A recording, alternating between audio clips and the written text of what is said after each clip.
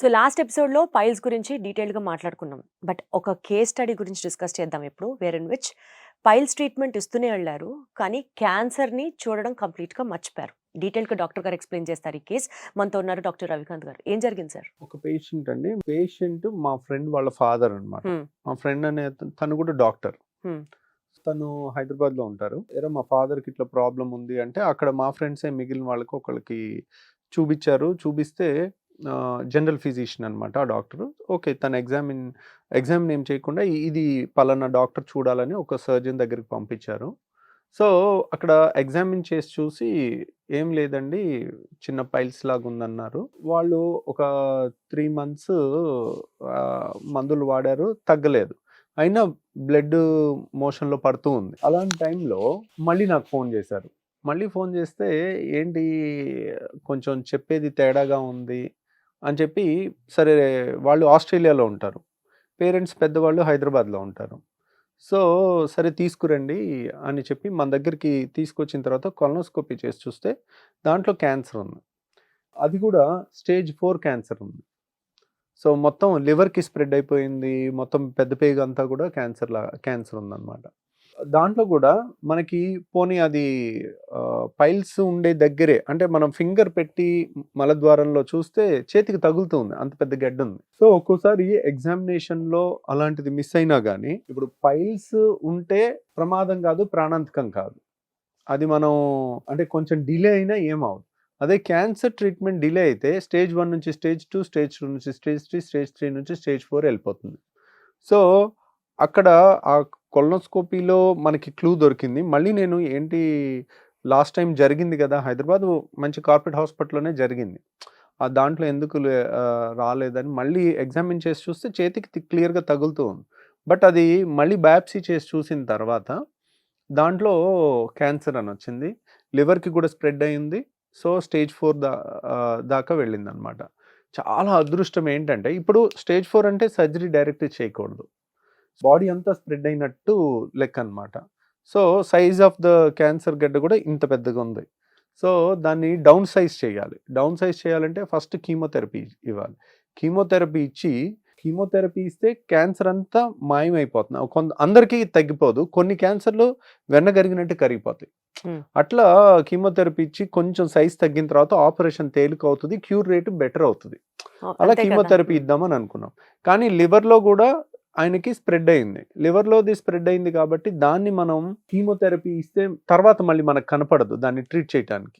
99% చచ్చిపోయి 1% బతుకున్నా కానీ లివర్ మొత్తంలో కనపడదు. ఇప్పుడంటే ఇంతలాగా కనపడుతుంది.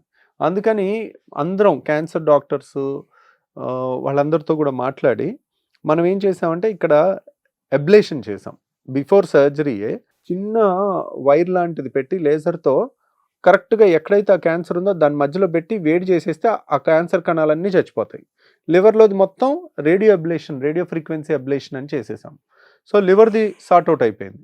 ఇప్పుడు బాడీలో స్టేజ్ 4 అని అనుకున్నాం కాబట్టి కీమోథెరపీ ఇచ్చాం. కీమోథెరపీ ఇస్తే పెద్ద పేగులో ఉన్న క్యాన్సర్ ఇంత లావుదల్లా ఇంత చిన్నగా అయిపోయింది. ఇప్పుడు సర్జరీ చేసుకుంటే చాలా మంచి రిజల్ట్ వచ్చిందనమాట. సో, ఫైనల్ సర్జరీ కీమోథెరపీ అయిపోయిన తర్వాత 4 నెలలకి చేసాం. 4 నెలలకి చేసి మొత్తం క్యాన్సర్ గడ్డలు మొత్తం తీసేసి మొత్తం పేగంతా కూడా మనం ప్రాపర్గా జాయిన్ చేసి ఇలియాస్టమీ అనేది పెడతాం టెంపరరీగా. ఇలియాస్టమీ అనేది పెట్టి పేషెంట్ బాగా రికవర్ అయ్యారు. ఇప్పుడు సర్జరీ అయిపోయింది కాబట్టి మిగిలిన కీమోథెరపీస్ కూడా 12 కీమోథెరపీస్ ఇవ్వాలి.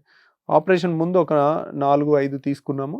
ఆపరేషన్ తర్వాత మిగిలినవన్నీ పూర్తి చేసి మళ్ళీ వచ్చి చూస్తే ఇప్పుడు పెట్ సిటీ స్కాన్లో కంప్లీట్ రెస్పాన్స్ వచ్చింది. అంటే కంప్లీట్ రెస్పాన్స్ అనేది స్టేజ్ 4లో నా లైఫ్లో ఫస్ట్ టైం చూడటం. అసలు అంత అదృష్టం ఇంకోటి ఉండదు.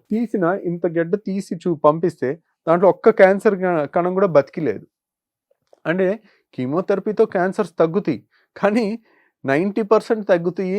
90% కణాలు చచ్చిపోతాయి. 1% 10% అన్నా బతుకుంటాయి. మనకు తెలుస్తుందా సార్ ఏ క్యాన్సర్ రెస్పాండ్ అయ్యి చచ్చిపోతాయి సెల్స్, ఏది ష్రింక్ అవుతుంది సైజ్, మనకి ఏ క్యాన్సర్లో అన్నది అర్థం అవుతుంది? తెలుస్తుందండి. ఎట్లా తెలుస్తుంది అంటే పెట్ స్కాన్ చేసాం అనుకోండి, క్యాన్సర్ కణాలు గ్లూకోజ్ని తీసుకుంటాయి. గ్లూకోజ్ని మన బాడీలో తీసుకునే అవయవాలు ఏంటంటే ఎర్ర రక్త కణాలు ఓన్లీ గ్లూకోజ్ మీదే బతుకుతాయి. బ్రెయిన్ గ్లూకోజ్ మీదే బతుకుతుంది. క్యాన్సర్ కణాలు కూడా గ్లూకోజ్ మీదే బతుకుతుంది. మనం పెట్ స్కాన్లో గ్లూకోజ్కి రేడియో న్యూక్లియైడ్ అతికిచ్చిస్తాం. మనం గ్లూకోజ్ ఐవి ఇచ్చి ఎక్కడెక్కడ క్యాన్సర్ కణాల్లోకి వెళ్తుంది, బ్రెయిన్లోకి ఎలాగే వెళ్తుంది, మిగిలిన చోట ఎక్కడెక్కడ వెళ్తుంది. ఇప్పుడు లివర్లో గ్లూకోజ్ తీసుకోదు, లివర్ అన్నిటినీ తీసుకుని ఎనర్జీ తీసుకుంటుంది. క్యాన్సర్ కణం ఎక్స్క్లూజివ్ గ్లూకోజ్ ఎక్కడికి వెళ్తుందో అక్కడ గ్లూకోజ్ ఉన్న ఈ రేడియో న్యూక్లియోటైడ్ హైలైట్ అవుతుంది అనమాట. సో మనకి ఆ కీమోథెరపీ ఇవ్వకముందు ఎంత గ్లూకోజ్ అప్టేక్ ఉంది, కీమోథెరపీ ఇచ్చిన తర్వాత ఆ గ్లూకోజ్ అప్టేక్ అంతా జీరో అయిపోయింది. అంటే చాలా కంప్లీట్ రెస్పాన్స్ వచ్చినట్టు. మనం తీసేసిన స్పెసిమెన్ ఉంది కదండి, క్యాన్సర్ గడ్డ, దాన్ని ముక్కల కింద చేసి మైక్రోస్కోప్లో చూస్తే క్యాన్సర్ కణాలన్నీ చచ్చిపోయినాయి, ఒక్కటి కూడా లేవు. పెథలాజికల్ కంప్లీట్ రెస్పాన్స్ అనేది చదువుకున్నాం కానీ కళ్ళతో చూడటం ఇదే అనమాట. స్టేజ్ 4 ఆల్మోస్ట్ క్యూర్ అయిపోయింది. ఇప్పుడు 1 year దాటిపోయింది ఇప్పటి వరకు. మళ్ళీ రిపీట్ పెట్ స్కాన్ చేసినా 6 months తర్వాత 1 year తర్వాత చేసినా ఎక్కడ there is no evidence. So ఇలా ఒక్కోసారి మనకి డయాగ్నోసిస్లో లేట్ అయినప్పటికీ కూడా అదృష్టం కలిసి వచ్చి కంప్లీట్ రెస్పాన్స్ వచ్చింది. సో బేసికల్ గా పైల్స్ అని అనుకున్నారు, కానీ అది క్యాన్సర్. క్యాన్సర్ కింద కీమో తీసుకొని దాని తర్వాత మళ్ళీ సర్జరీ చేసి 2 సర్జరీలు, ఒకసారి ఇలియాస్టమీ చేసి తర్వాత మళ్ళీ దాన్ని లోపలికి క్లోజ్ చేసి. ఆయన అదృష్టవంతుడు అవును. 100%. ఇప్పుడు ఆయన కంప్లీట్లీ ఫైనా sir? Completely fine, is practicing normally. Wonderful. ఆయన ప్రొఫెషన్ ఆయన హ్యాపీగా చేసుకుంటున్నారు. అంటే పైల్స్ ట్రీట్మెంట్ లో పడిపోయిన ప్రతి ఒక్కరికి అమ్మో నాకు క్యాన్సర్ వస్తుందని భయపెట్టడానికి కాదు, దిస్ సిచ్యువేషన్ ఆల్సో ఎగ్జిస్ట్ కాబట్టి బెటర్ బీ కాషియస్ అన్నది ఒకటే చెప్పదలుచుకున్నాను. Thank you so much sir. Okay.